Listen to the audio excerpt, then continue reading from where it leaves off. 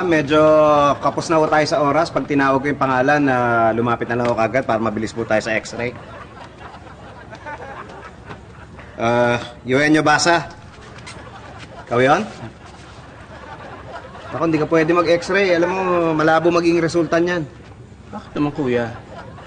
Yung uso mo ang laki. Kakaproblema, malabo magiging chest x-ray mo. Nangiinis ka ba, kuya? Hindi ako nangiinis. Huwag mong questionin yung aking abilidad dito sa pag-x-ray. Pinag-aralan ko na matagal to. Alam ko yung itsura mo. Di ba pagka ini-x-ray, pinapatong yung baba sa plate? Ha? Paano yan? Laki ng uso mo. Tatama yan sa pader. Hindi didikit yung dibdib mo. Ano mangyayari? Hindi ka na ma-x-ray na maayos. Upo na. Iba ka na lang. Punta ka doon. MRI. Mahal kaya doon. Wala akong pakialam. Yun ang kailangan kong gawin Next, Joanna, Mola.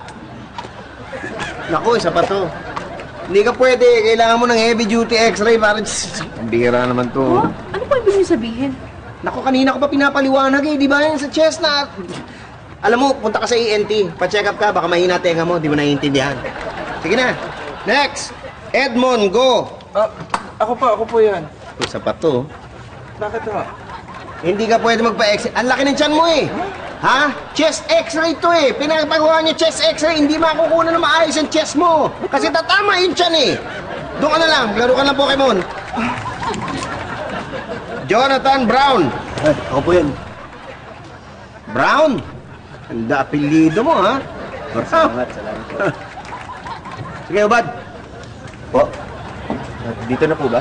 Oo, para mabilis. Dire-diretso na. Wala na nga oras Ubad! Sige po.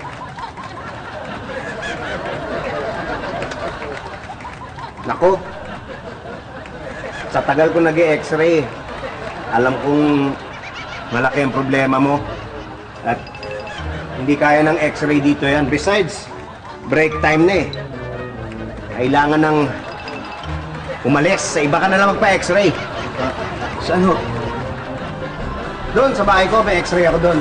Hindi ka pagagastos. Hindi ka na. Sige, naku. Maluha na to. Pagkain na. Oo, naku, delikado to.